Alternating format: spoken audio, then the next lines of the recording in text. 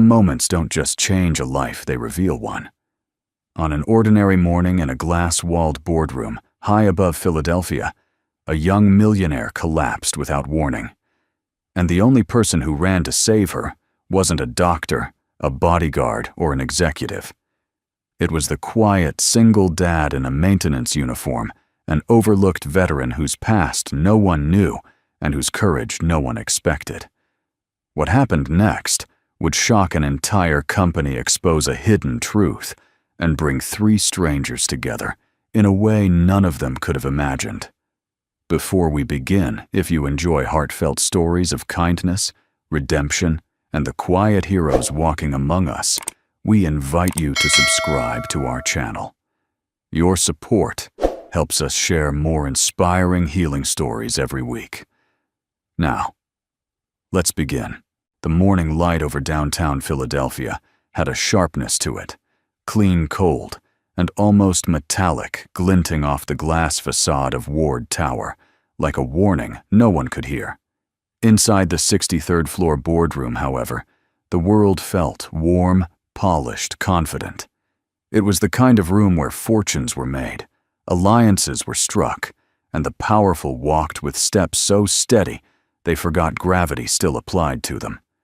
Dakota Ward, CEO of Ward Capital, stood centered beneath the recessed lights, her red dress cutting a commanding line against the sleek, ash-gray furniture.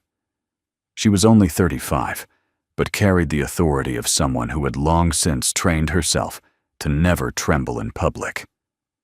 Today she was presenting a cornerstone initiative, a billion-dollar expansion that would reshape the company's future. Behind her, the panoramic windows framed a wash of pale winter sky. In front of her, a table full of directors, investment partners, and senior executives watched with polite calculation. At the far corner of the room, half hidden behind a maintenance cart, Mason Hale knelt beside a malfunctioning air system panel.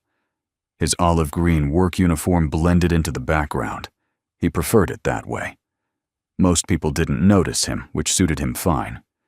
He had come to the tower 18 months ago, choosing a quiet, predictable job after years of chaos. Years of things blowing up before he could blink. Years of running toward danger because someone had to. A life that now lived only in memories and in the occasional tremor of his hands when he was exhausted. He tucked a loose wire, straightened the metal plate, and listened absently as Dakota's voice rolled through the room, calm, confident, every word chosen with care. And if we allocate the remaining capital to the new West Corridor project, we can. Her sentence cut short. Mason's head lifted immediately. Dakota's hand drifted toward her chest. Her breath hitched not dramatically but sharply, like a thread snapping. No one noticed? Ms. Ward, one board member, pressed, thinking she had paused for effect. Dakota tried to speak. A faint, strained sound came out. Then her knees buckled. The expensive pen in her hand clattered to the hardwood floor, and before a single executive stood to help, Mason was already running. She hit the ground with a soft, sickening thud. Gasps spread across the table. Chairs screeched back. Papers flew. Someone shouted for security. Someone else demanded 911 be called. But Mason didn't hear them. He dropped to his knees, 2 fingers at her neck. Weak pulse. Irregular. Fading. Her breathing was tight, shallow, barely drawing air. "Ma'am." "Stay with me," he murmured, voice low, urgent, but steady, an old instinct rising. Her eyelids fluttered. A young director panicked beside him. "Don't touch her." "You're not authorized backup," Mason said without raising his voice. It wasn't loud, but the tone made the man step away instantly, as though something ancient inside the maintenance worker had surfaced, commanding, unshakable. Dakota's chest tightened. Her body went slack. Cardiac distress. She's crashing. Mason loosened her necklace, tilted her head, cleared her airway. Time blurred into instinct, and instinct told him she was slipping. He began chest compressions, steady, measured, precise. The room exploded in protests. "What is he doing? Where's the medical team? Get him off her now." Hands grabbed at Mason's shoulders. He didn't move, didn't break rhythm, didn't look away from her face. 30 compressions. 2 breaths. Repeat. Her lips had begun to pale. "Come on," he whispered, leaning down, giving her the breath she could no longer take on her own. "Don't quit. Not here." Another executive barked orders. A security guard tried again to pull Mason back. And then a tremor, a faint sound caught in Dakota's throat. Mason repeated the cycle, his voice low and urgent each time he gave her breath, as if he were speaking directly into whatever darkness was trying to claim her. "Come back. Breathe for me." Her chest rose weakly but on its own. Then again. A murmur rippled across the room. Dakota's fingers twitched.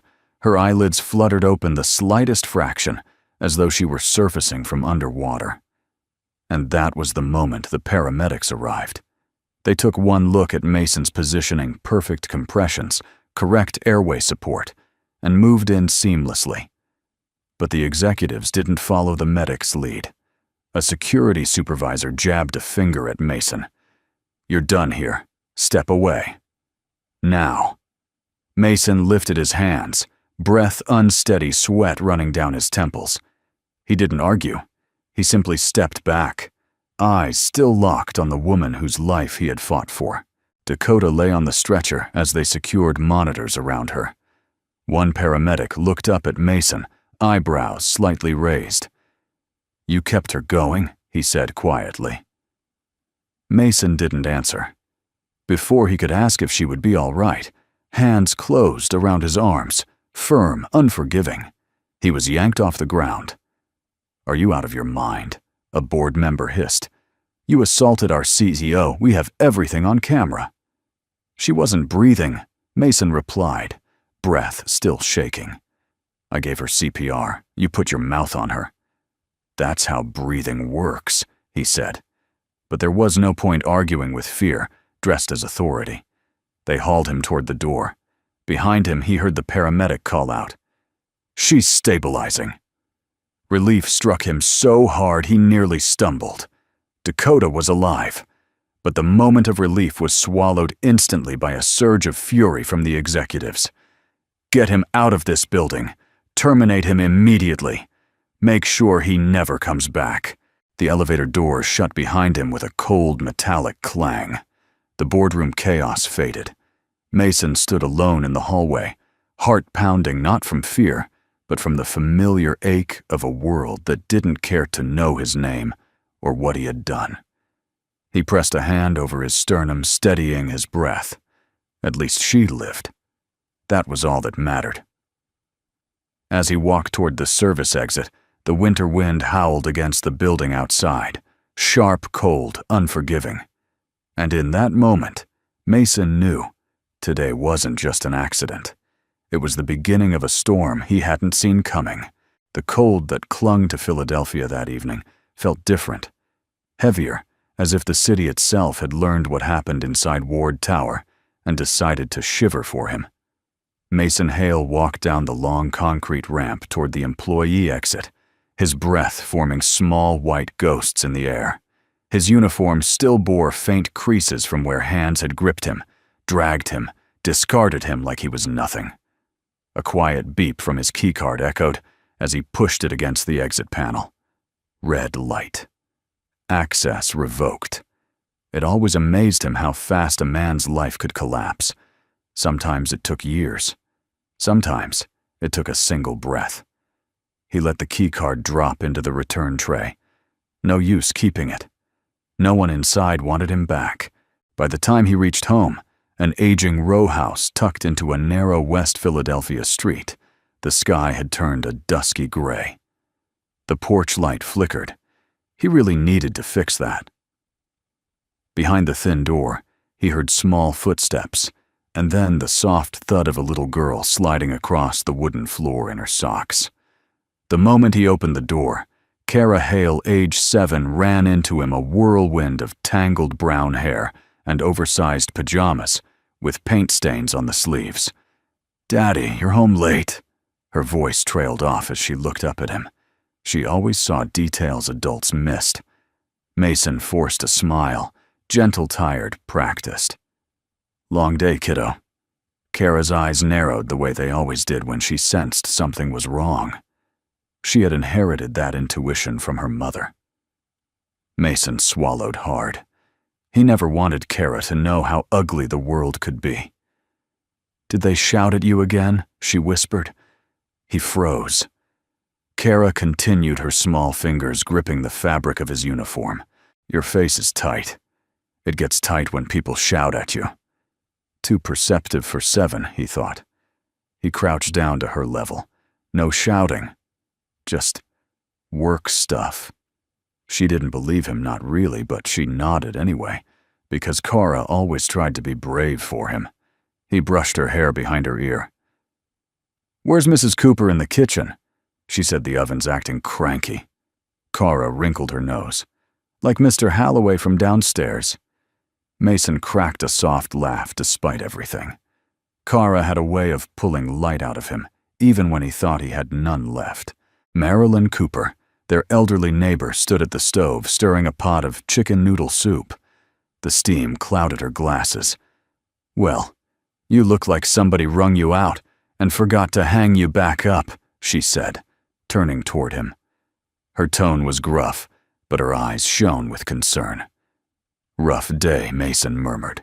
Rough how she pressed. Rough like got yelled at.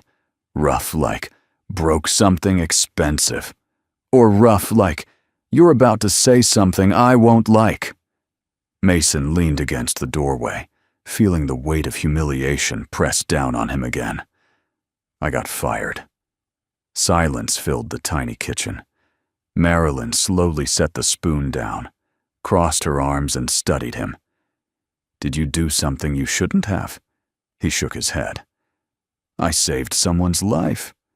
Marilyn blinked, stunned. "And they fired you for that?" Mason didn't answer. He didn't need to. Marilyn muttered a string of disbelieving words not appropriate for Kara's ears, then sighed deeply. "This world's gone upside down." He agreed, but saying it out loud felt too heavy. They ate quietly. Kara kept glancing at him like she was trying to memorize his face, searching for reassurance hidden in the lines around his eyes. Mason tried to smile between spoonfuls, tried to pretend everything was fine, tried not to think about rent due next week, but within hours the world made sure he couldn't ignore it. At 8:47 p.m., his phone buzzed 3 rapid vibrations. Unknown number. He let it go to voicemail. Then it buzzed again. And again. Finally, he played the message. "Mr. Hale, this is Human Resources, following up on today's incident. We regret to inform you that your termination is final. Due to misconduct involving inappropriate physical contact with CEO Ms. Dakota Ward. Ward Capital reserves the right to pursue legal action if you attempt to." Mason stopped the message. His jaw tightened. His hands curled into fists. Inappropriate contact. He had saved her life, kept her breathing when no one else moved. Now they rewrote the truth as easily as changing a headline. He pressed his palms against his eyes, breathing slow, steady, controlled the way he had learned during night raids, when panic would kill a man faster than bullets. Kara tugged at his sleeve. "Daddy." Why are they saying mean things? He hadn't realized she'd been listening. He pulled her into his arms, her small frame pressed against his chest, grounding him in the only purpose he had left. "I'm okay," he whispered into her hair. "I promise." But even promises felt fragile tonight. The next morning confirmed his fears. Everywhere he went, mechanic shops, cleaning companies, maintenance contractors, doors closed the moment they heard his name. "You're the guy from Ward Tower, right? We don't want trouble here. Sorry, position's filled." One employer pulled up a photo on his tablet, a still frame from the boardroom security feed. The angle caught him mid-CPR leaning over Dakota. In a freeze-frame, truth vanished. Mason handed the tablet back wordlessly. By noon, rejection had become routine. By 3, despair crept in under his ribs, quiet, persistent, familiar. Not unlike the feeling he used to get when news came in of a fallen teammate. A tightening, a hollow ache, a sense of something heavy settling where hope used to live.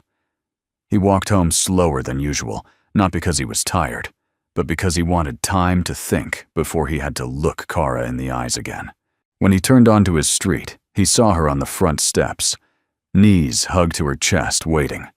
The moment she spotted him, she ran to him, breathless. "Daddy, Mrs. Cooper said you were trying to find a new job. Did you find one?" "A good one. One where people are nice to you." Mason knelt down, feeling the weight of every unspoken truth. "No job today," he said softly. Kara's face fell, but only for a moment. Then she lifted her chin, determined, hopeful, fragile. "That's okay. You can try again tomorrow. Right? You always tell me. We don't quit on hard days." Mason closed his eyes for a moment. "We don't quit on hard days." That had been his motto overseas. Now his daughter returned it to him like a lifeline. He pulled her close, holding her just a little tighter than usual. "Yeah, kiddo," he murmured. "We'll try again tomorrow." But as he stood up, a cold truth whispered through his mind. Tomorrow might be even harder, because no one, not one person in the world, knew that the man they were rejecting had given a stranger back her life. And the stranger he saved had no idea he was being destroyed for it. Not yet. Darkness was supposed to be silent. But for Dakota, Ward, the darkness she drifted in for 3 days was anything but. It pulsed with echoes, fragments of chaos, muffled shouts, the frantic blur of men in suits, arguing over each other. Sometimes she felt like she was sinking through layers of cold water, sometimes floating weightlessly, sometimes sprinting through a tunnel with no exit. And always, always, there was a voice calling her back, not loud, not panicked, just steady, willing her to breathe. "Come back. Breathe for me." The words echoed in her dreams, threading through the blackness like a rope tugging upward. Every time she slipped deeper, the voice would rise again, strong and unwavering. She didn't recognize it, but it carried something she wasn't used to hearing from the people around her, genuine concern. Dakota woke on the 3rd morning with a sharp inhale, as if breaching the surface after nearly drowning. Her vision swam the world, coming into focus. Slowly, white ceiling tiles, fluorescent lights, the faint antiseptic scent of the hospital. A nurse rushed to her side. "Ms. Ward." "Can you hear me?" Dakota blinked, her throat dry and raw. What happened?" "You collapsed during your board meeting," the nurse said gently. "Severe arrhythmia. You're stable now." Stable. The word felt too clinical, too small to contain what she had experienced. Her instinct as CEO kicked in. "Ward Tower." "I need rest," the nurse interrupted firmly. "You've been unconscious for 3 days. 3 days. Her chest tightened, and then, like a sudden gust of wind, the voice returned in her memory. "Come back. Breathe for me." Dakota's pulse quickened. Someone was talking to me. A man. I heard him. The nurse frowned, confused. "The paramedics spoke to you as they stabilized you." But no, Dakota whispered, shaking her head. This voice wasn't medical. It was earlier, before they arrived. The nurse could only offer a sympathetic smile. Hallucinations during cardiac distress are common, but Dakota knew what she had heard. The tone had been too grounded, too real. She closed her eyes, and the room spun again, not with dizziness, but with memories flashing in fragments, her hand reaching for her chest. Cold sweat, sudden collapse. Then the floor. Then hands pressing her sternum. A warm breath against her lips. A quiet whisper urging her not to give up. Not a hallucination. A lifesaver. "Who did CPR on me?" she asked. "We don't have that information," the nurse replied. "Security handled the situation until paramedics arrived." Dakota's brows knitted. "Security?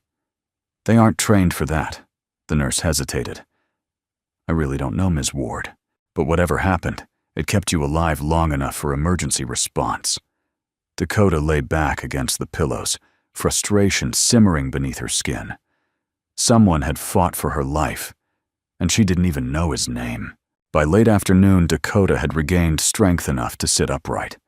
Her assistant Marie arrived with flowers, documents, tablets, everything Dakota had missed. "We should postpone all meetings," Marie insisted. "Your doctors want you off your feet for at least a week." Dakota flipped through a digital report. "I'll rest when I know what happened in that room." Marie hesitated. "About that? The board asked me not to bring it up. They said it was handled." Handled. The word tasted wrong. "Did someone perform CPR on me?" Dakota demanded. Marie swallowed. Mason Hale. The name meant nothing to her. Dakota frowned. "Who is he, a maintenance technician?" Marie said almost apologetically. "He was apparently fixing a ventilation panel during your presentation." "A maintenance technician?" Dakota leaned back, stunned. They dragged him out. Dakota Marie continued softly. "Security said he made physical contact with you." Dakota's blood ran cold. "Are you telling me," she said slowly, "that the man who saved my life was fired for it?" Marie's expression said everything. Dakota's pulse began to race, not with fear this time, but anger. A slow, controlled fury that tightened her jaw and sharpened her breathing. "What does the footage show?" she demanded. Marie hesitated. "The board denied my access to it." Denied. Dakota Ward, CEO of Ward Capital, denied access to her own security footage. That was all she needed to hear. 2 hours later, Dakota sat in a wheelchair, still weak, but fueled by something steadier than adrenaline, as she was rolled through Ward Tower's security office. The head of security, a nervous man named Gregson, fumbled to open the video file. "Ms. Ward, I must warn you, this situation is more complicated than play it," she said. The footage began. Dakota watched her past self standing tall at the front of the boardroom. She watched her hand rise to her chest, watched her body collapse, watched people freeze. And then she watched a man broad-shouldered in a worn green uniform sprint into frame faster than anyone else reacted. He checked her pulse, tilted her head, started compressions. His face, a quiet storm of concentration, made something in her chest clench. She watched him speak to her unconscious body, though the footage held no audio. But she didn't need it. Her memory supplied the words. "Come back. Breathe for me." Her breath hitched. Then came the part that made her hand fly to her mouth, her lips parting as she struggled for air. His leaning down, giving her the breath she couldn't take, her body responding however faintly.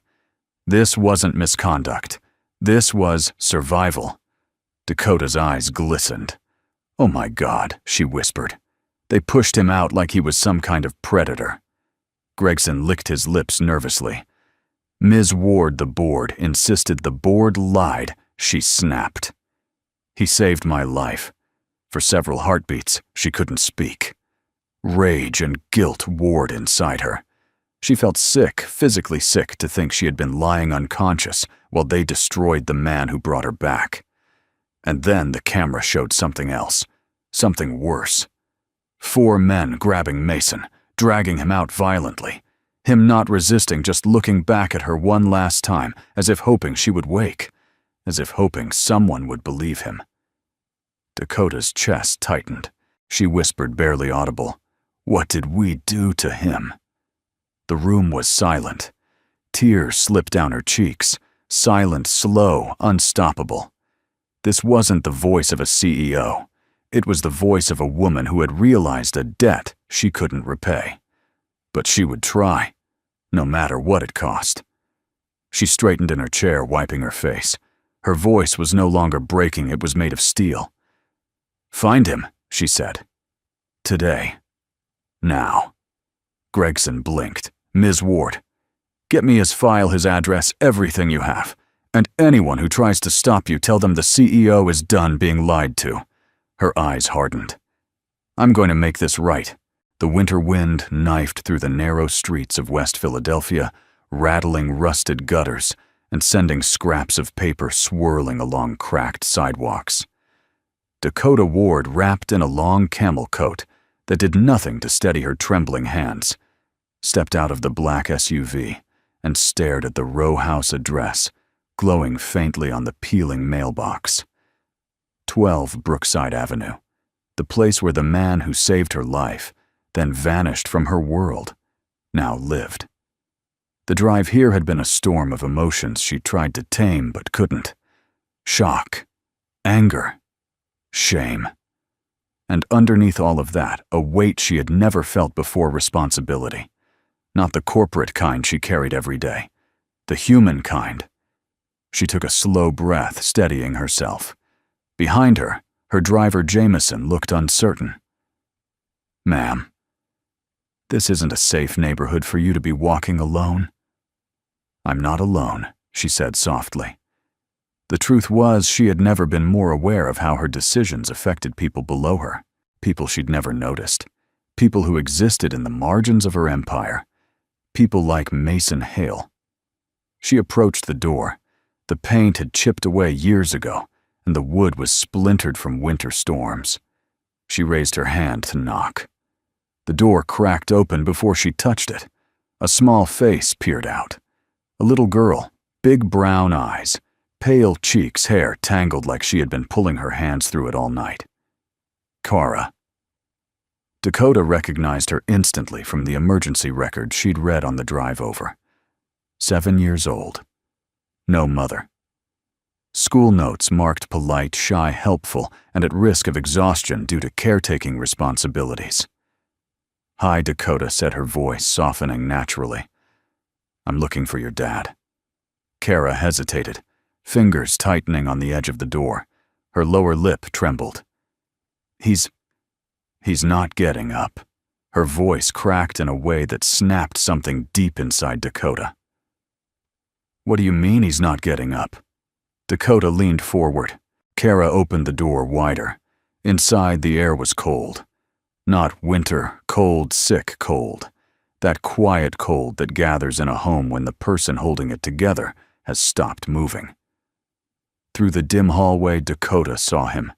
Mason Hale sprawled on a worn couch, his face pale and flushed in patches, sweat gathered at his temples, chest rising in shallow, ragged breaths. Her heart lurched violently. Oh God. Mason! She rushed past Kara and dropped to her knees beside him. "Sir, can you hear me?" He didn't respond. His skin burned under her touch. High fever, dehydration, likely collapse after prolonged exhaustion and stress. But Kara's small voice was what broke Dakota's composure. He said he was just tired. But then he didn't eat. And then he didn't stand up. I tried to wake him, but he couldn't. The little girl's breath hitched. "Please don't take him away." Dakota's throat tightened. "No, sweetheart," she whispered, pulling Kara gently into her arms for just a moment. "I'm here to help him. I promise." She grabbed her phone. "Jameson, call 911. Now." Kara clung to Dakota's sleeve. "Is he dying?" Dakota pressed a hand to Kara's cheek. "No, we won't let that happen." It was the first time she'd ever said "we" and meant it in a way that had nothing to do with corporate teams. Within minutes, the room filled with footsteps and the sharp smell of antiseptic as paramedics stormed inside. They lifted Mason onto a stretcher, his head lolled to the side, his lips cracked. Dakota followed them out into the freezing air. A paramedic glanced at her. "He's severely dehydrated and running a dangerous fever. We'll stabilize him at St. Agnes." Dakota nodded, but her eyes stayed locked on Mason's still form. I'm riding with him. Only family is allowed. Kara's small hand slipped into Dakota's. She's with us, the girl whispered. Dakota swallowed the ache in her chest. The paramedic looked between them, then nodded. Get in. The ambulance roared through the city lights flashing across Dakota's face.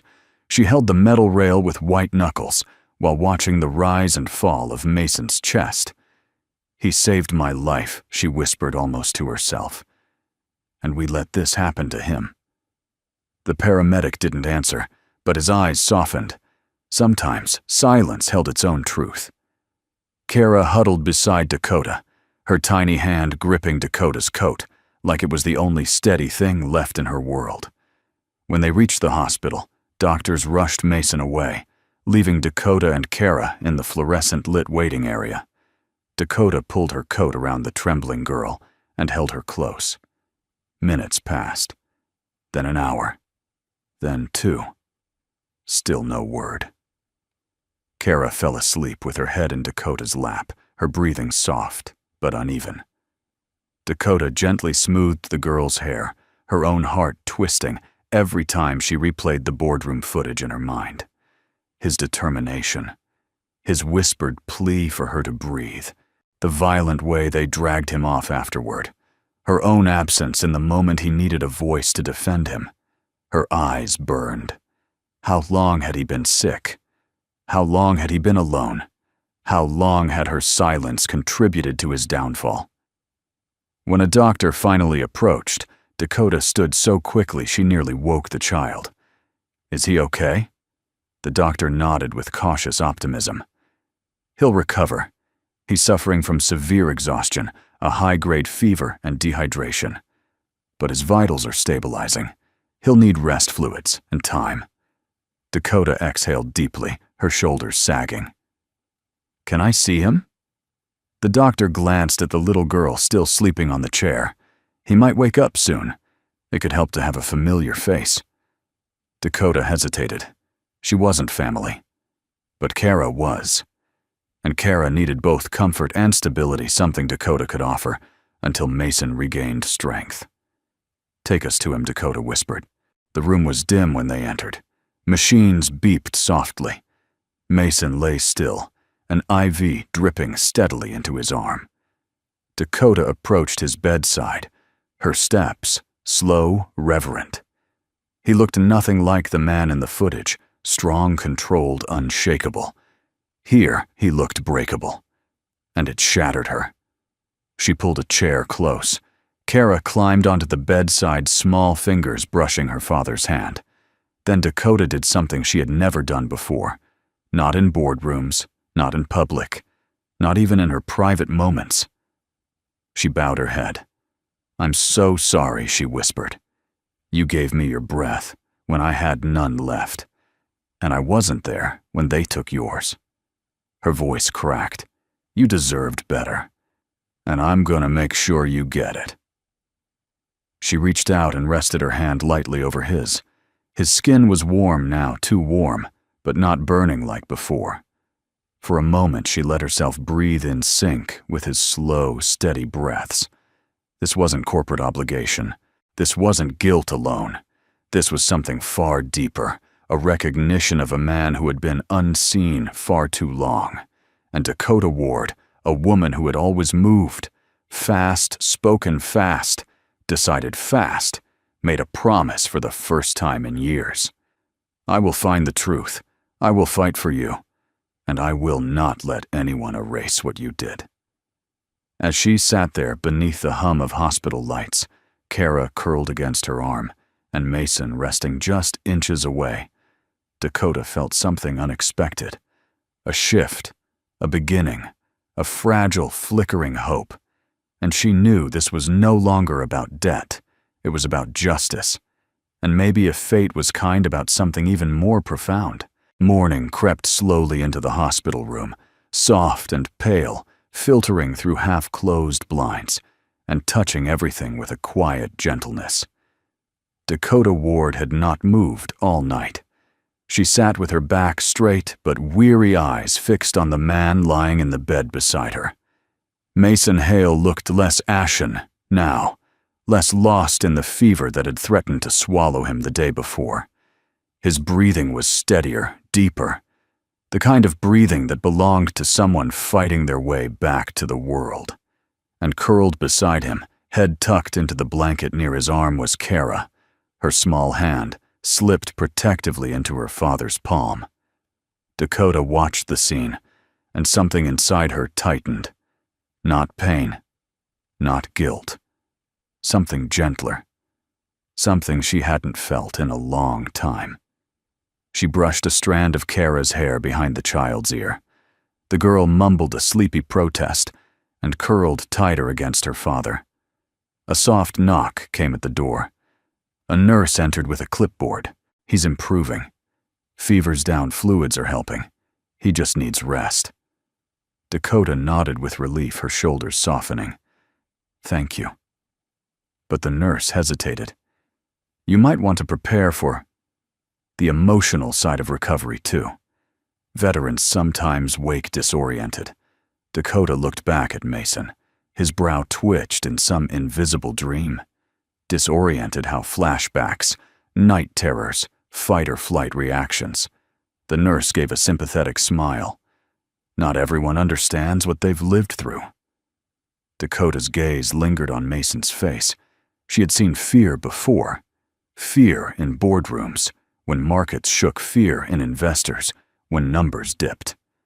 But the fear scars carved into Mason weren't corporate. They were the kind a person carried only after surviving things most people couldn't imagine. She whispered, I'll be here. The nurse nodded and left quietly. A few minutes later, a soft whimper escaped Mason's lips. Dakota froze. His fingers twitched violently. His breath quickened. His body tensed, shoulders lifting like he was bracing for an explosion. The sheets rustled beneath him. A nightmare. Hey! Dakota rose, instantly leaning close. You're safe. You're not there anymore. But his eyes darted beneath closed lids. Panic command. Survival instinct, all trapped behind darkness. Mason, she whispered again, a tone both steady and impossibly gentle. Come back to us. His breath caught. His body jolted once more. Then his eyes opened. For a heartbeat, he didn't seem to see her. His gaze was wide, unfocused, like he was still in some smoky battlefield half a world away. Sir, she murmured. Gradually, his eyes found hers. Recognition settled. Confusion followed. Then alarm. Dakota, he rasped. I'm here, she said. You're in St. Agnes Hospital. You collapsed from exhaustion and dehydration. He winced, as if her words were heavier than the fever itself. Kara, she's right here. Dakota stepped aside. Kara stirred, blinking up at her father. Daddy, she whispered, voice cracking as she scrambled onto her knees. Daddy, you scared me. Mason lifted a trembling hand and cupped her cheek. I'm okay, sunshine. His voice was soft, but raw, the voice of a man holding on to the one thing he valued more than his own life. Dakota swallowed hard. This was the part the world never saw. The tenderness behind the uniform. The father behind the soldier. The man behind the headlines. After a doctor examined Mason, confirming he needed several days of rest, Dakota stepped quietly into the hallway to speak with the head nurse. I need access to his military records, Dakota said. The nurse blinked. Ms. Ward, those are protected documents. Only registered VA personnel or family. I'm not asking to overstep privacy, Dakota interrupted gently. I just need to understand what he's been carrying alone. Her sincerity softened the nurse's expression. We do have a summary from his emergency file, she said finally.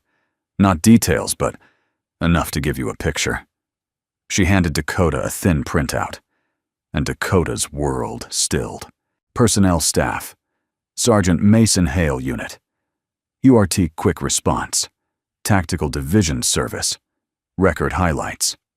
Led a rescue team during the Fallujah market bombing. Shielded civilians during an ambush. 12 lives saved. Carried an injured teammate across 2 miles under fire. sustained multiple blast injuries, honorably discharged due to cumulative trauma, family conditions, widowed, sole provider for minor child, declined disability pension upgrades. Notes shows reluctance to accept help. Dakota lowered the paper slowly. She had built a career analyzing risk. She had read thousands of reports, contracts, financial prospects. But nothing, not a single document in her entire life, had punched the breath out of her the way this one page did. He carried all that, she murmured. The nurse nodded. Some soldiers have 2 battles, one overseas and one after they come home. Dakota's hands trembled around the paper. He saved 12 people, she whispered, voice cracking. And we couldn't even save his job. She sat down on a small bench in the hallway, the weight of the truth finally settling over her like a heavy blanket. He had given everything, his strength, his peace, his health, because once he believed the world was worth protecting. And the moment he saved her, the world repaid him by turning its back. Tears blurred Dakota's vision. She brushed them away angrily. Not pity, not guilt. Resolve. This isn't happening again, she whispered fiercely. When she returned to the room, Mason was sitting up slightly. Kara curled beside him like a devoted shadow. He looked startled when he saw Dakota. Ms. Ward, you didn't have to stay. But I did, she said simply. He swallowed. I'm sorry for the trouble. That sentence broke her. Mason, she whispered, stepping closer. You saved my life. You didn't cause trouble. You prevented a tragedy. He looked away, ashamed. They fired me for it. Because they lied, Dakota said, voice sharpening. Because they were afraid of responsibility. Because they needed someone to blame before investors caught wind that their CEO almost died in front of them. Mason blinked, stunned. Dakota moved to his bedside, her tone shifting into something fierce and protective. I saw everything. The footage, the way you fought for me, the way they dragged you out, and I won't let them erase you. His jaw clenched. Erasing me isn't hard, ma'am, but acknowledging you, she countered, and I intend to. For the first time since she entered the room, a flicker of emotion crossed Mason's face. Disbelief, caution, a fragile hint of hope he tried to hide. Dakota placed her hand lightly on the bed railing. You gave me back my life, she whispered. Now, let me help you rebuild yours. He swallowed tightly. I don't know if my life can be rebuilt. Kara turned to him, eyes wide with fierce loyalty. Daddy, she said softly, people get rebuilt when someone cares enough. Dakota's breath caught. Mason's did too. The room fell quiet.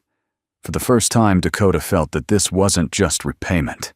It was the beginning of something that fate had quietly woven long before either of them realized it. Something stronger than fear. Stronger than shame. Stronger than the lies that tried to bury him. A second chance, for all 3 of them. The beeping of the heart monitor was soft, steady, almost comforting.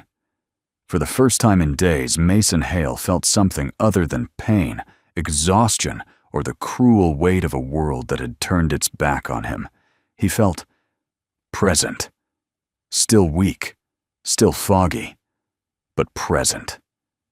As his eyes adjusted to the hospital room's dim afternoon light, he noticed 2 figures sitting close, so close he could feel their warmth even before his eyes focused.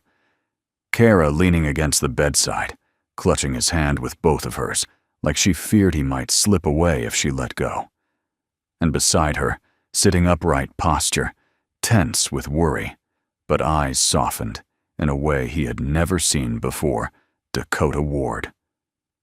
For a moment he thought he was dreaming again. Her presence made no sense. People like her didn't come to places like this. Yet here she was. Her hand rested lightly against the mattress, close enough to touch him if she moved even an inch. Mason, she whispered when his breathing changed. Are you fully awake? He swallowed. Even that small movement felt heavy. Yes. Kara's face lit up with relief, and she immediately climbed halfway onto the bed, hugging his arm. Daddy, you scared me. He kissed the crown of her head, voice thick. I'm sorry, sunshine. Dakota exhaled, her shoulders softening. You're safe now. The doctors say you're stable.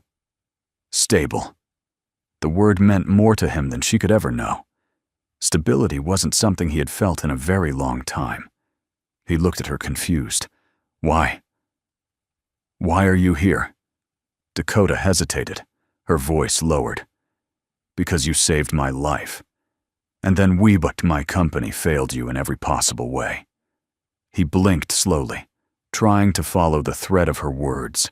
He remembered pieces collapsing from fever. Kara's worried voice, someone calling 911, flashing lights, Dakota's blurred silhouette leaning close. You shouldn't be here, he murmured. You're important. You don't need to waste time on don't say that. Her expression sharpened. Don't ever say you're not worth someone's time. The firmness in her tone caught him off guard. He looked down, uncomfortable. Mason, she continued. I saw everything. The footage, the truth.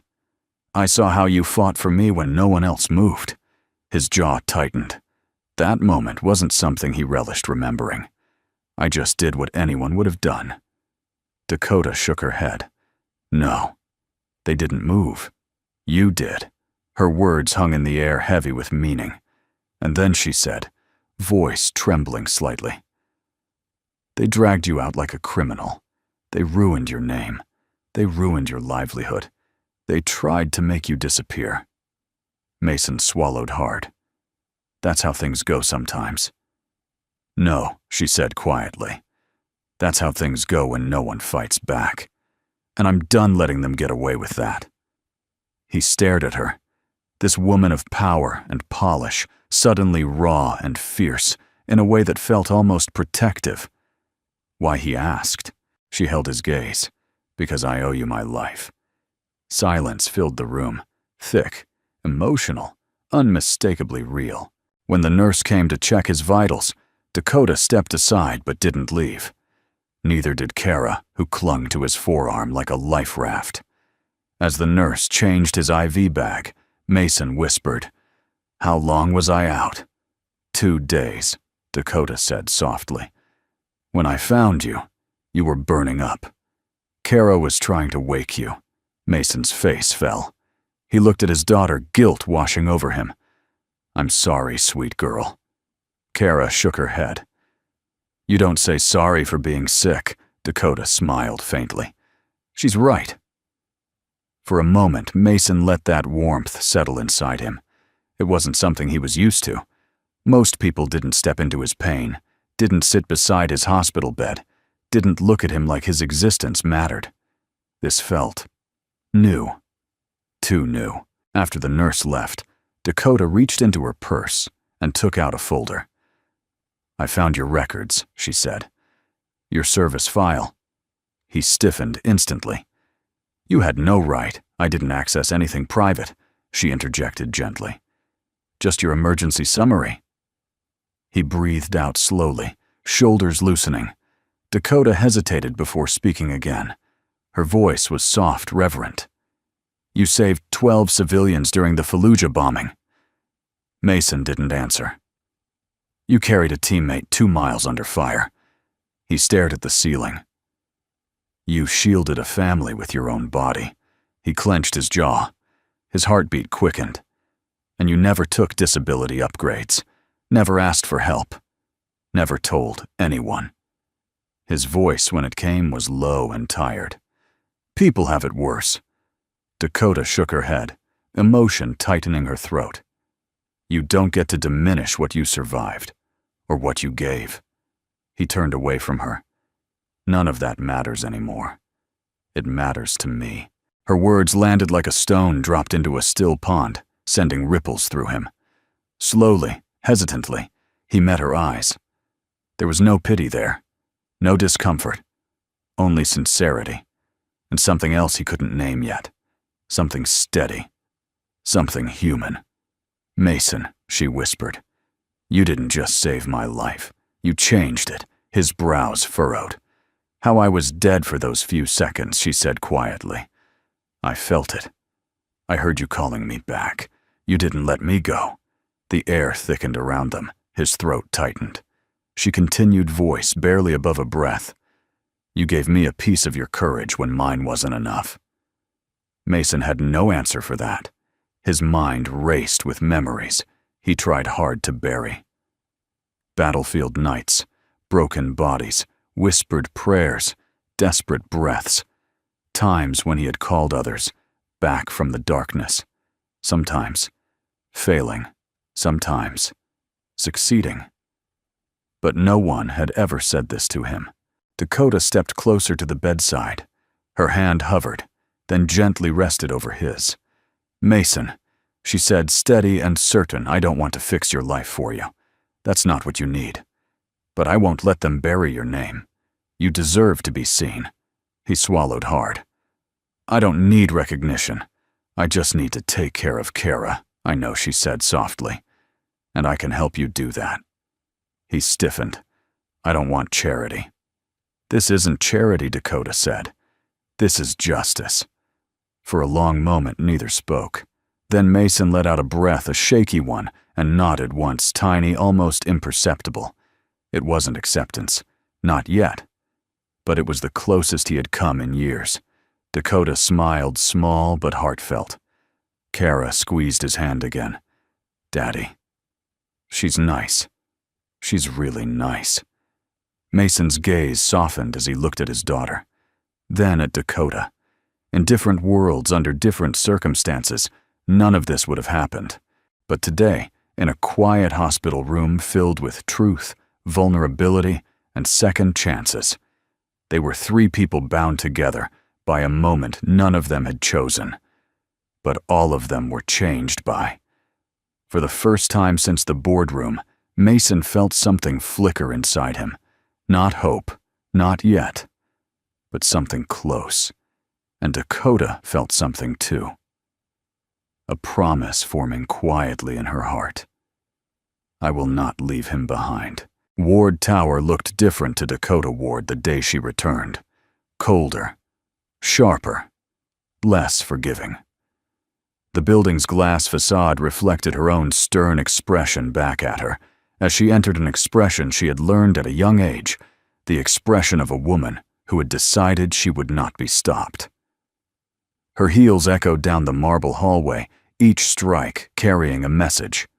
This time, she wasn't walking in as their CEO. She was walking in as Mason Hale's witness.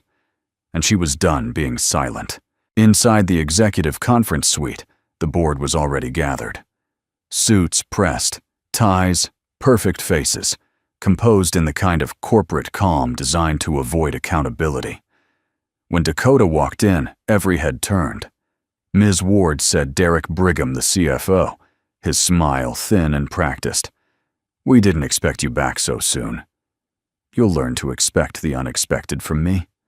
Dakota replied, her tone cool but cutting. "Let's begin." Derek clasped his hands. "If this is about the unfortunate incident last week, I assure you," Dakota raised a hand sharply. Her voice dropped into a register that froze the room. "This meeting is about truth." She tapped a button on the console. The lights dimmed. The security footage from the boardroom, unedited, played across the massive screen. In silence, the collapse, the panic, the men who stepped back, the man who stepped forward. Mason kneeling beside her, his hands pressing her chest with unwavering precision, his breath given to her when hers had stopped. Dakota didn't flinch, didn't blink, didn't breathe as she watched her own near-death moment unfold. The boardroom was silent except for the audio of the footage.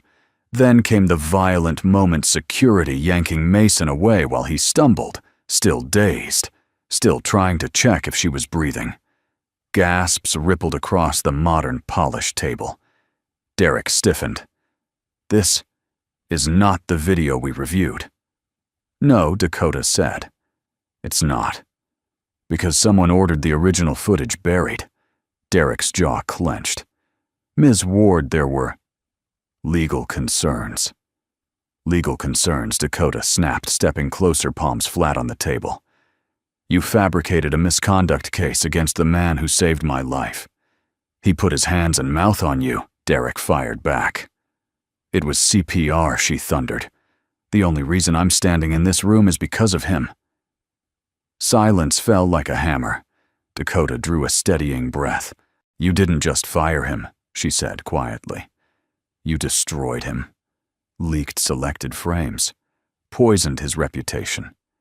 You left a single father to collapse alone in a freezing home. A few board members shifted in their chairs, guilt pricking through their well-tailored armor. Derek's expression hardened. You're emotional, Dakota. Near-death events cloud judgment. We made decisions based on liability, and I am making decisions based on justice. She straightened her voice, gaining strength. I am reinstating Mason Hale's employment effective immediately, with back pay. One director cleared his throat. Ms. Ward, this is highly irregular. What's irregular? Dakota cut in sharply, is letting cowardice drive corporate decisions. She turned to Derek. And you, Derek, you will step down pending investigation. He shot to his feet. Absolutely not. I have served this company for— You have served yourself, Dakota said, her voice cold enough to frost glass. And you nearly cost this company a life. Her gaze swept the room.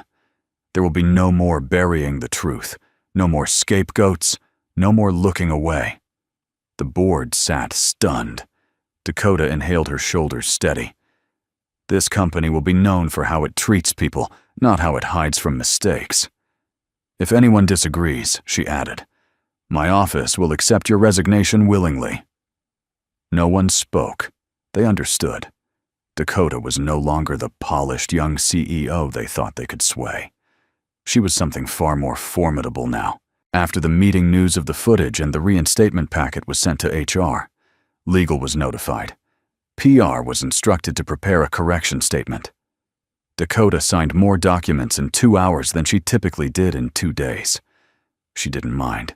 Every signature was a step toward restoring something precious, not just Mason's dignity, but her own humanity. By late afternoon, she stepped out of the tower, exhaling a shaky breath.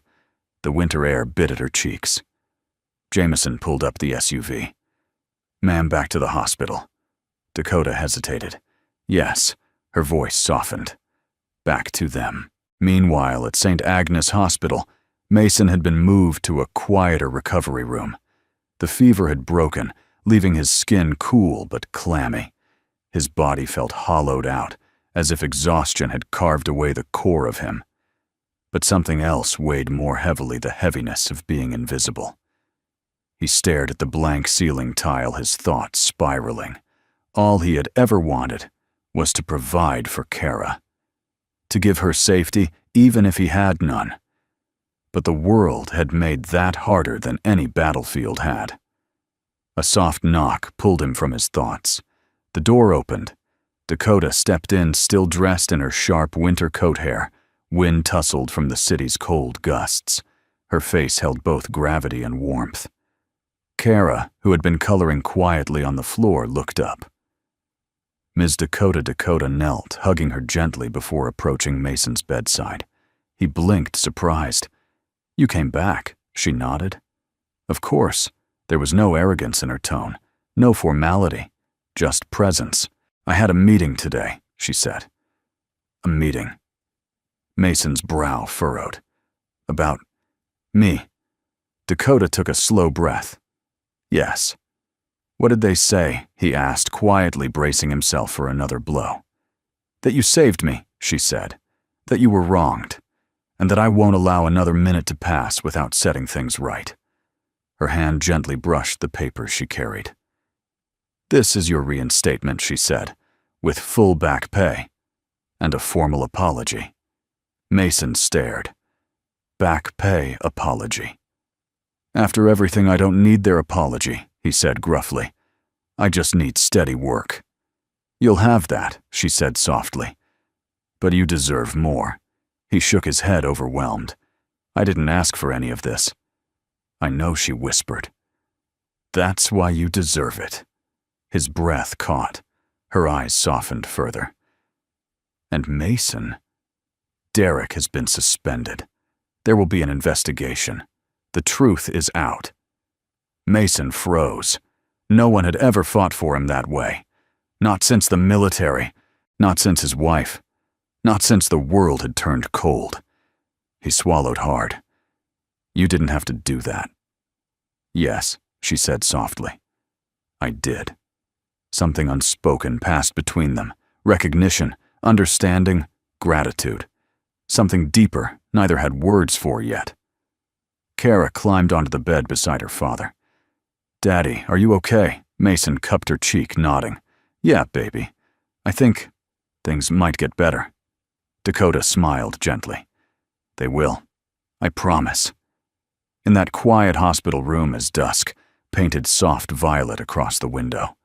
3 lives shifted, not loudly, not dramatically, but profoundly. Dakota had made her choice. She would not look away. Not from the truth. Not from her responsibility. Not from Mason.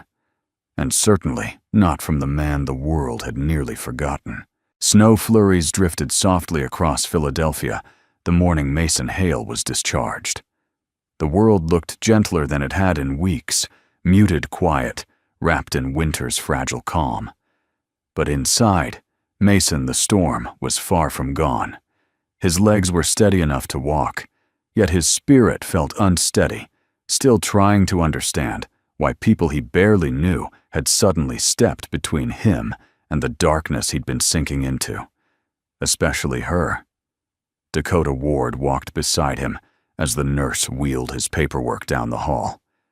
She kept a respectful distance, but her presence was constant, like a careful lighthouse guiding a ship too long lost at sea. Kara clung to Mason's hand the moment he stood upright, as if afraid the world might try to pull him away again. "You okay, Daddy?" she whispered. He squeezed her fingers. "I'm getting there." Dakota smiled softly at the exchange. "Let's get you 2 home." "Well, to your new home." Mason blinked. "New home." Dakota exhaled, nervous but resolute. "We'll talk once we get there." The ride through the city was quiet. Kara rested her head against Mason's arm, watching snowflakes melt on the window. Mason stared out at the passing buildings, familiar streets giving way to unfamiliar ones. His brow creased. "Dakota, where exactly are we going?" She folded her hands in her lap. "Somewhere safer. Warmer. Somewhere worthy of you both." He frowned. "I don't want charity." "It's not charity," she said softly. "It's responsibility." Her voice was so steady, so honest that he didn't argue again. Not out loud. His heart, though, that was another battle. The SUV pulled into a quiet suburban cul-de-sac, lined with well-kept townhomes, each one glowing with warm porch lights. Snow dusted the roofs like powdered sugar. "This isn't for us," Mason said, immediately shaking his head. "It is," Dakota replied. "Just until you're fully recovered." Kara gasped when they stepped out. "Daddy, look. They have Christmas lights and a mailbox that's not broken." Dakota smiled. "Wait until you see the inside." She led them toward a 2-story townhome with pale blue shutters and a small front garden blanketed in winter white. The door swung open before she even touched it. Standing inside was Marilyn Cooper, their elderly neighbor from the old apartment complex, her silver curls pinned back neatly, wearing a thick cardigan and an expression of equal parts guilt and relief. Mrs. Cooper, Mason said, startled. The old woman huffed. "Don't look at me like that. Miss Ward here showed up at my door and told me I was coming with you. Said Kara needed someone she trusted while you rested." And she wasn't wrong. Kara ran to hug her. "Mrs. Cooper, you came with us." "Of course I did," she said, smoothing the girl's hair. "Somebody's got to make sure you don't live on microwaved noodles." Dakota flushed apologetically. I didn't want Kara shuffled around strangers. She needed familiarity.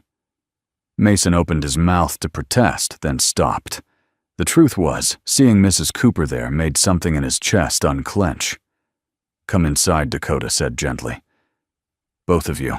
The interior was warm and softly lit. A spacious living room opened up before them. Plush couch, clean rugs, soft gray walls. Not lavish, not extravagant, just home. Kara gasped when she spotted a doorway on the left. Is that my room? Go look, Dakota encouraged. The girl sprinted down the hall. Mason followed slower, every step hesitant. When he reached the doorway, he froze. Kara stood in the center of a bedroom painted the softest lavender. A white bed piled with cozy blankets. A small desk with art supplies neatly arranged. A bookshelf already filled with gently used children's novels. Twinkling string lights along the headboard. I've never had lights, Kara whispered, reaching out to touch them. Or my own desk. Dakota lingered in the doorway. I hope it's okay. Kara threw her arms around Mason. Daddy, can we stay here forever? Emotion punched him square in the chest. He swallowed hard and knelt, hugging her tight. We'll stay as long as we need to sunshine. His voice cracked on the last word. Dakota stepped away quietly, giving them the moment. Later, after Mrs. Cooper settled Kara with a snack and some colored pencils, Dakota guided Mason to the living room. Her posture was unsure for the first time since he'd met her, like she was working up the courage for something. I know this is overwhelming, she began. And I know you feel like you don't deserve any of this. His jaw tightened. It's too much. It's what you should have had all along, she countered gently. A safe place. A warm home. A community. He looked away. I don't want to be a burden. You're not, she said. You're a father trying to survive. A veteran who gave too much and got too little back. I'm not fixing your life, Mason. I'm giving you space to breathe.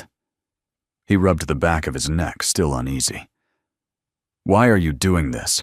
Dakota met his eyes steady, unflinching. Because you matter. And because you saved my life. And because... She paused, voice softening. Because Kara deserves a childhood that doesn't break her spirit. The truth in her voice left him speechless. They moved to the kitchen. Dakota opened a folder on the counter. I've arranged temporary housing for you here for 3 months, she said. After that, you can decide what's next. No conditions, no obligations. Mason blinked. 3 months. Here. Yes, I don't know how to repay. I'm not asking for repayment, she said. I'm asking you to let someone help you for once. He exhaled shakily. That's not easy for me, I know, she whispered. But I'm not walking away. There was a long silence. Not tense, not awkward, just full. That evening, after Dakota left, Mason stood in the middle of the living room, taking in the quiet hum of the heater, the soft glow of the lamps, the sound of Kara giggling as Mrs. Cooper taught her how to fold laundry the grown-up way. He pressed his hand to his chest, the same hand that had given Dakota her first breath back. He didn't understand the path that had brought them here, but he felt something he hadn't felt in years. Safety, warmth, possibility. And as he walked toward Kara's new room, watching her smile, he felt something else. Hope. Small, fragile, but alive. A beginning. And this time, maybe a beginning they wouldn't face alone. Snow still clung to the rooftops of Philadelphia, but the air inside Ward Tower was warm with tension. Hallways buzzed with rumors about Dakota's sudden return, her fiery confrontation with the board, the reinstatement of a maintenance worker, and the suspension of Derek Brigham. To most employees, it was a shock. To Derek, it was a humiliation he could not accept. He sat alone in his office, stripped of authority, stripped of access, but not stripped of bitterness. His eyes were sharp with resentment as he scrolled through documents on his personal tablet. Mason Hale, he muttered. A nobody who thinks he can walk back in after ruining everything, his fist clenched. Dakota had embarrassed him in front of the entire board. She had humiliated him publicly and privately, and all because of a man Derek had dismissed as irrelevant. "This isn't over," he whispered. No one heard him, but the city would soon feel the consequences of his rage. Meanwhile, across town in their new home, Mason Hale was slowly relearning how to breathe, not just physically, emotionally. The morning sun filtered gently through the living room windows as he sat at the small dining table, sipping warm tea Mrs. Cooper had forced on him. She hovered nearby, pretending to tidy papers, but really checking on him for the 4th time since sunrise. "You still look pale," she said. "You need to rest." Mason nodded. The rest was difficult, with anxiety pressing on his ribs. He still wasn't sure how long this peace would last. He still felt the old instinct scan the room, anticipate danger, brace for loss.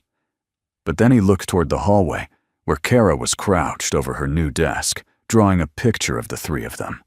Her laughter, small, bright, cut through the fog in his chest. And for a fleeting moment, he allowed himself to hope. That fragile calm shattered by the afternoon. A knock sounded at the door. Sharp. Fast. Not friendly. Mrs. Cooper answered first, but pale-faced, she stepped aside. A pair of men in suits stood on the porch holding tablets. Mr. Hale one asked. Mason stepped forward, instincts tightening. "What's this about?" "We're representatives from the State Division of Employment Conduct," the man said. "A complaint has been filed against you." Mason's heart plummeted.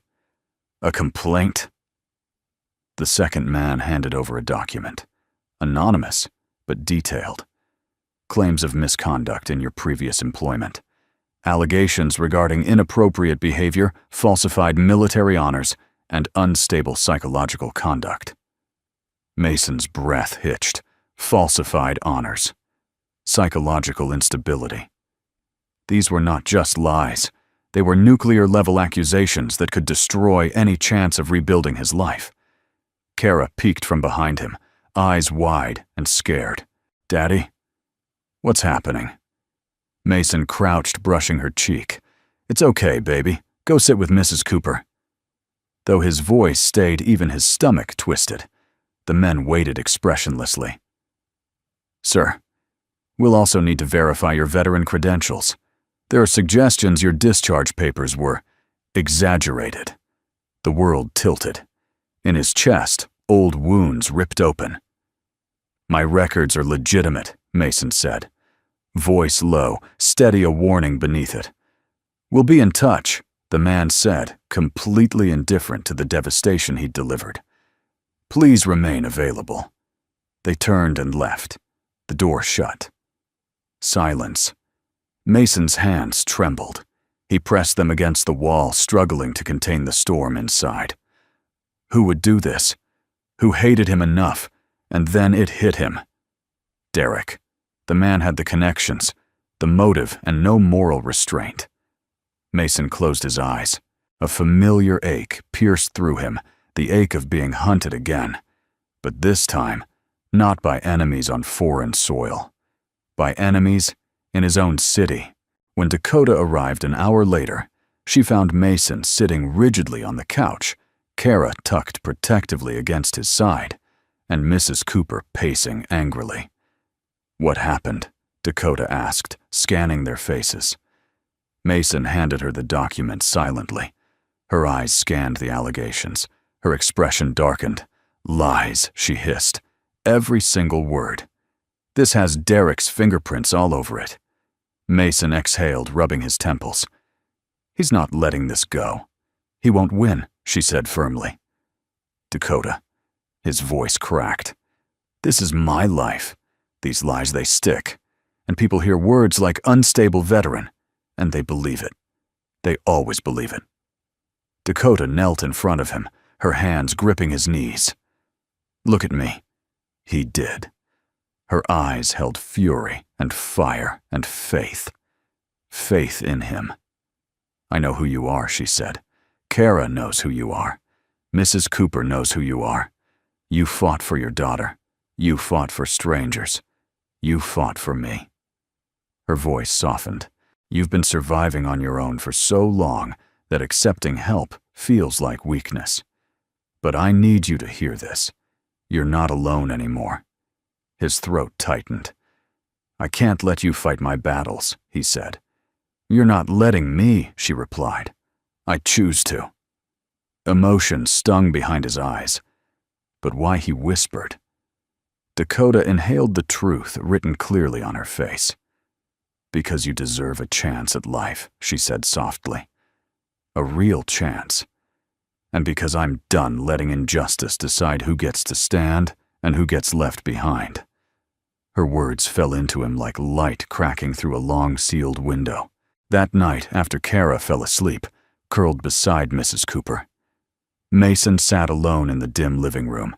Dakota stepped in quietly, coat draped over her arm.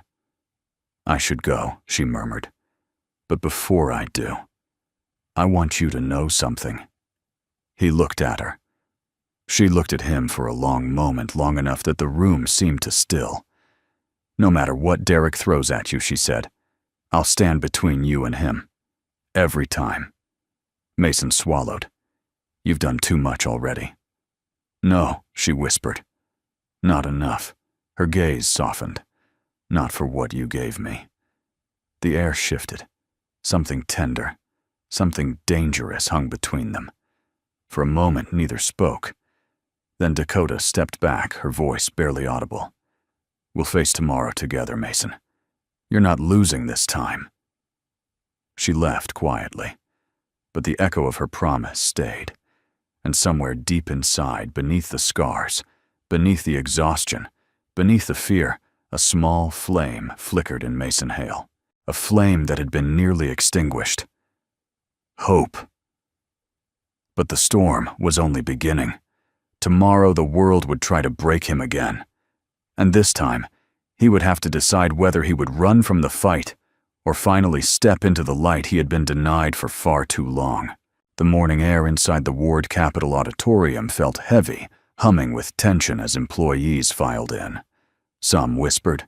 Some avoided eye contact. Some looked curious, others uneasy. Word had spread fast, too fast, that the maintenance guy everyone had seen escorted out was coming back, that the CEO herself had demanded a full assembly, that something big was about to happen. But no one, not a single person, was prepared for what they were about to witness. Behind the stage curtain, Mason Hale stood quietly beside Dakota. He wore clean clothes, a simple gray shirt and neat slacks, but his posture still carried the weight of uncertainty. The kind of uncertainty that came from years of being overlooked and weeks of being attacked. Dakota glanced at him. How's your breathing? Steady enough? He said. What about your nerves? He gave a faint, humorless smile. Those left me a long time ago. But she saw it, the tightening of his jaw, the way he rubbed his thumb against his palm. Signs he was bracing himself. She lowered her voice. You don't owe them anything. This isn't a performance. It's your truth. That alone is enough. Mason exhaled slowly. You really think they'll listen? I know they will, she said. And she meant it. Because the truth had a way of demanding silence. Dakota walked out first. The murmurs faded instantly. She stepped to the podium, her presence commanding, but calm. Thank you for being here, she began. I've called this meeting because the company has been led astray by fear, by misinformation, and by the failure of leadership. Eyes widened across the room. Dakota continued, steady and controlled. 2 weeks ago, I suffered a medical emergency during a board meeting. Someone fought for my life. Someone acted with courage when others froze. Someone performed CPR until paramedics arrived. She paused. That man was then dragged out of this building and fired. A ripple of shock spread through the crowd. Dakota inhaled slowly. And today I want you to meet the man who brought me back." She turned, and Mason stepped onto the stage. A hush fell, not polite silence, but stunned silence. Some people recognized him. Some looked confused. Some ashamed. Some curious. But all of them watched. Mason approached the microphone. He adjusted it with a trembling hand, cleared his throat, and began quietly. "My name is Mason Hale." The microphone caught the roughness in his voice, the raw truth that came from a man unused to speaking in front of crowds. "I worked here 18 months. I fixed lights, elevators, vents. Mostly I stayed out of the way. That's what you do when you're a maintenance guy. You stay invisible." A bitter but quiet laugh rippled through the room. "But 2 weeks ago something happened. Something I didn't plan for." He looked at Dakota just for a moment, and she nodded subtly. "I saw a person collapse," he continued. "And I did what I was trained to do. CPR is second nature to me. I didn't think. I just acted." His gaze drifted across the crowd. "I didn't expect to be thanked. But I didn't expect to be treated like a criminal." A few heads lowered. He swallowed. "I know how it looked. CPR looks messy. It looks wrong when you don't understand the mechanics of saving a life. But nothing I did was inappropriate. Nothing I did was for anything other than survival." He paused, then added quietly, "Her survival." Dakota felt her throat tighten. Mason's voice deepened, becoming steadier. "I've lived my life watching people fall apart. In war. In the streets. In my own home. You learn that when someone stops breathing, you don't wait for permission." Someone in the audience inhaled sharply. Emotion, not shock. He continued, "I don't talk about my past. I don't brag about what I've done. But I want you to know something. I wasn't some random guy who panicked." He took a breath. The auditorium leaned in. "I served 10 years in the QRT Quick Response Tactical. My team pulled civilians out of blast zones. We dragged wounded soldiers through gunfire. We used our own bodies to shield strangers." He paused. "I've given CPR more times than I can count. Sometimes I saved someone. Sometimes I didn't." Emotion flickered across his face. "But that day, I saved her. And then I was thrown out like garbage." The entire auditorium froze. Mason glanced down at his hands. "When I got sick afterward, no one checked on me. I almost didn't make it a second time." Dakota looked at the floor, ashamed of her company's failure. But Mason said, voice softening, "Someone did show up." He turned his head toward Dakota, not dramatically, not theatrically, but gratefully. "She came for me. She fought for me. When no one else cared." Dakota's eyes burned. He looked back at the crowd. "I'm not here for sympathy. I'm not here to accuse every one of you. I'm here because truth deserves to see daylight." His voice grew steadier, more resolute. "I'm here because my daughter deserves a father who doesn't quit. And because Ms. Ward asked me to help build something better." The room held its breath. Dakota stepped forward again. Effective today, she announced, Mason Hale is appointed Director of Employee Care and Crisis Response. Gasps erupted.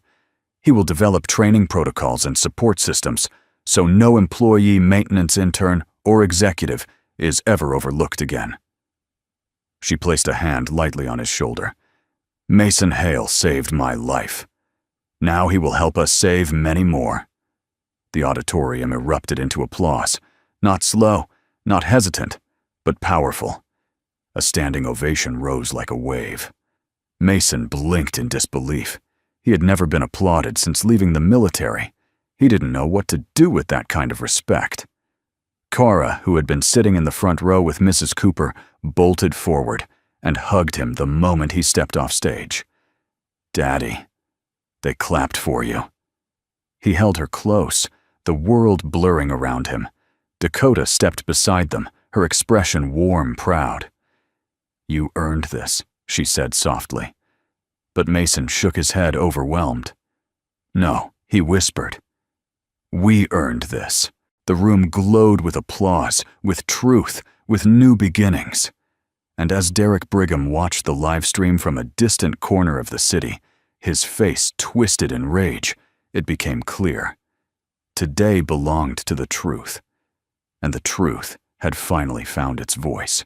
6 months later, Philadelphia's spring sunlight carried a gentleness that felt almost symbolic, as if the city itself were exhaling after a long, hard winter. Trees along the riverside wore fresh green leaves. Morning joggers shared warm greetings. Life moved with a calmer rhythm.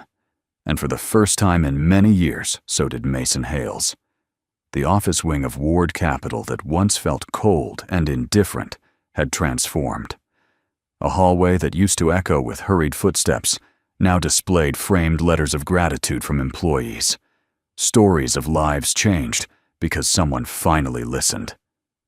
At the center of it all was a glass door, etched with a simple line, Director of Employee Care and Crisis Response, Mason Hale. Inside, Mason stood beside a large bulletin board, filled with handwritten notes. Thanks for helping me through burnout. You saved my marriage. You listened when no one else would. You stopped me from quitting on myself. He touched one note, gently reading it again. He never got used to this, being seen, being thanked, being valued. A soft knock sounded. Dakota appeared in the doorway holding 2 coffees. She looked different now, still polished, still powerful, but warmer, more grounded, as though some invisible armor she used to wear had softened around the edges. Thought you might need fuel, she said with a smile. Mason returned the smile, a quiet one, the kind he reserved for very few people. Thanks. She stepped inside and looked around the busy office behind him. Caseworkers talking on phones, counselors in small rooms, offering support, employees passing with gentle nods. You built this, she said proudly. We built this, Mason corrected. He didn't say it lightly. Dakota had stood by him every step of the way. She'd advocated for resources, fought board resistance, and made sure the department wasn't just a symbolic gesture, but a real force for good. She sipped her coffee and looked at him. You know, I didn't realize how many people were suffering silently. We had no idea. You weren't supposed to, Mason said softly. Most people hide pain until it breaks them. Dakota nodded, her gaze softening. Good thing they have someone now who knows exactly how to find the cracks. He met her eyes, gentle understanding passing between them. Then her phone buzzed. Board wants you, Mason asked with a smirk. Board needs me, she corrected, rolling her eyes. They're harmless now, he chuckled. You made them harmless. She shrugged playfully. Well, someone had to teach them humility. They shared a quiet, amused moment, the kind that had become increasingly common between them. Before she could turn to leave, one of Mason's new assistants rushed over. Sir, we just got a call from an employee in sales panic attack. He's asking for you personally. Mason nodded. On my way. Dakota stepped aside. Go. They trust you. And he went moving with steady purpose, no hesitation, no doubt. He had found his place again. And everyone around him felt safer because of it. That evening, after a long but fulfilling day, Mason walked home through the quiet cul-de-sac where his townhome sat, like a promise kept. The porch light glowed warmly. Kara's laughter carried faintly from inside, and the smell of baked chicken drifted through the cracked window, Mrs. Cooper's doing, no doubt. When he stepped inside, Kara ran to him instantly. Daddy, guess what? What's that, sunshine? I got an A+ on my reading test, she beamed proudly. Mason scooped her into his arms, heart swelling. I knew you would. Mrs. Cooper peeked from the kitchen doorway. Dinner's in the oven. Wash your hands before you sit. Yes, ma'am, Mason said with a playful salute that made her chuckle. He set Kara down and turned only to freeze when he saw someone standing quietly by the sliding glass door. Dakota. She wore a soft cream sweater and jeans, simple, relaxed, more herself than he'd ever seen her in her business attire. The fading sunset silhouetted her hair in a warm halo. He took a breath. "You're early," he said. She smiled. "Or maybe you're late." He laughed under his breath. "Come outside," she asked. He nodded. They stepped onto the small balcony overlooking the glowing cityscape. The sky was painted gold and rose the last hints of sunlight, reflecting off the distant skyscrapers, including Ward Tower. Dakota leaned against the railing, watching the horizon. "You know," she said softly, "I used to think success was measured in numbers, growth, expansion, capital." "And now?" Mason asked gently. "And now," she said, exhaling slowly, "I measure success by how much light we bring into people's lives." He looked at her. "You've brought a lot of light into mine." She turned, eyes shining. "You brought it first." Silence fell between them, but it wasn't empty. It was full, tender, heavy with words neither had said yet. Dakota took a step closer. "When I collapsed that day," she whispered, "I felt everything slipping. I thought I was gone. But I heard you. Your voice." Her eyes misted. "It anchored me. It brought me back." Mason swallowed. "I didn't do anything special. You saved me," she said. "Not just my life, but the parts of me I forgot how to feel. You reminded me what humanity looks like when it's at its best." He looked away, overwhelmed. "I'm not perfect, Dakota."